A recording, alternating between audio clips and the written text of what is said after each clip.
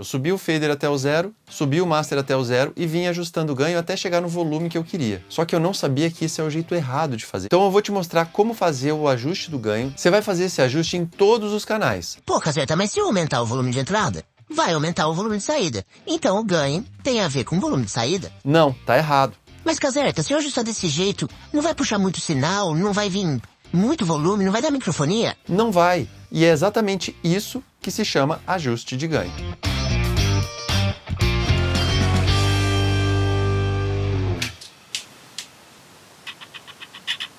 Você sabe ajustar o ganho da mesa de som? Eu sei que você mexe no ganho, mas o jeito que você está fazendo é o jeito certo? Eu estou perguntando isso porque quando eu comecei no áudio eu fazia do jeito errado. E eu fazia isso porque eu vi os outros técnicos fazendo dessa forma e eu achava que era o jeito certo. Será que você não está fazendo a mesma coisa e ajustando o ganho do jeito errado? No começo eu fazia o seguinte, eu subia o fader até o zero, subia o master até o zero e vinha ajustando o ganho até chegar no volume que eu queria. Só que eu não sabia que esse é o jeito errado de fazer e eu fiz isso por anos. Até que um dia um técnico de som mais experiente, ele não só me falou que eu estava fazendo errado, mas ele me mostrou o jeito certo de ajustar o ganho.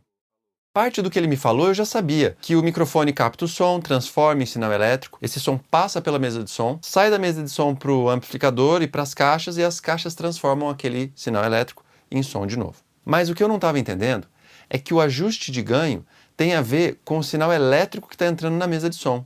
Isso não tem nada a ver com a potência que está saindo pelas caixas. E o que eu não entendia é que esse sinal elétrico que está entrando na mesa de som, ele precisa ser ajustado a um nível específico para a mesa trabalhar direito. E é exatamente isso que se chama ajuste de ganho. O ajuste de ganho é um ajuste de entrada e ele não tem nada a ver com o volume de saída. Na verdade, você pode fazer esse ajuste sem nem ouvir o som das caixas. O quê? Vamos voltar um pouquinho para aquele meu método errado de subir o fader primeiro e depois vir subindo o ganho. Fazendo dessa forma, você está condicionando o ganho ao volume de saída. Mas pensa comigo, o som entra pelo microfone, passa pela mesa e sai pelas caixas. Mas para sair pelas caixas ele vai passar por uma potência que pode ser separada das caixas se elas forem umas caixas passivas ou pode estar na própria caixa se ela for caixa ativa. Esse volume de saída tem a ver com a potência. Como é que é? Pensa assim, se você tem um local que cabem 10 pessoas, você vai precisar de uma determinada potência. Se você tem um outro local onde cabem 10.000 pessoas, você vai precisar de uma potência muito maior, certo? Então, o volume de saída das caixas tem a ver com a potência, mas não tem nada a ver com o ganho. O ganho, ele ajusta o sinal para a mesa de som e não para as caixas. Então, falando em outras palavras, a potência tem a ver com o volume de saída e o ganho tem a ver com o sinal de entrada. Pô, Cazeta, mas se eu aumentar o volume de entrada, vai aumentar o volume de saída. Então o ganho tem a ver com o volume de saída, certo? Não, tá errado. O ganho tem a ver com o sinal elétrico que entra na mesa. O volume de saída é outra história. Mas é exatamente por parecer a mesma coisa, se você mexe no ganho e aumenta o volume, né? Parece a mesma coisa, é por esse motivo que muita gente faz errado, assim como eu fiz errado por vários anos. Então eu vou te mostrar como fazer o ajuste do ganho da maneira correta. Você vai ver que são passos muito simples e a gente não vai nem ouvir, a gente vai ver o ajuste de ganho. Anota aí que eu vou te mostrar. Passo número 1, posicionamento do microfone. Isso é muito importante. Se for uma voz, posiciona o microfone onde ele vai ser usado, num pedestal, ou se a pessoa vai ficar com o microfone na mão, passa dessa forma. Se for um instrumento, mesma coisa. Coloca o microfone no instrumento ou pluga o cabo do instrumento para passar o ganho. Passo número 2, abaixa todos os faders, abaixa o master e aperta o PFL ou o botão de solo, dependendo da mesa de som que você tem. Esse passo aqui ele vai servir para duas coisas. Os faders abaixados são para você não ouvir o volume de saída e não se confundir com isso. E o PFL ou o solo serve para você ver o LED da mesa para poder medir o sinal de entrada e ajustar da maneira correta. Passo número 3, muito importante.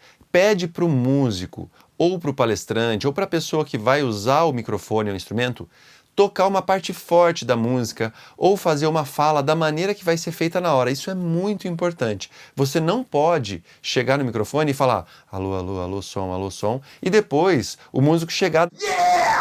Aí não vai dar certo o ajuste de ganho. Então, o ganho tem que ser ajustado da maneira que ele vai ser usado. Você pode deixar uma margem um pouquinho para menos, porque na hora sempre tem aquela empolgação, então deixa uma margenzinha para você não ficar ali no limite. Enquanto o músico está cantando ou o palestrante está falando, enfim, enquanto está sendo passado o som, você aumenta o botão de ganho até que você vê o LED subindo na posição que normalmente está marcada. Nas mesas analógicas, esse número vai ser em torno de 0. E você vai ter ali até mais 10 ou mais 12 decibéis de margem até saturar. Então, se o ajuste do ganho está em 0 e você tem um limite até mais 10, mais 12, você tem uma baita de uma margem para oscilações, né, de volume sem que o som sature. E também você não vai estar muito baixo, você está num volume ideal. Já as mesas digitais, elas usam a escala de decibéis full scale, que é aquela que o limite já é o 0 e a escala é toda negativa.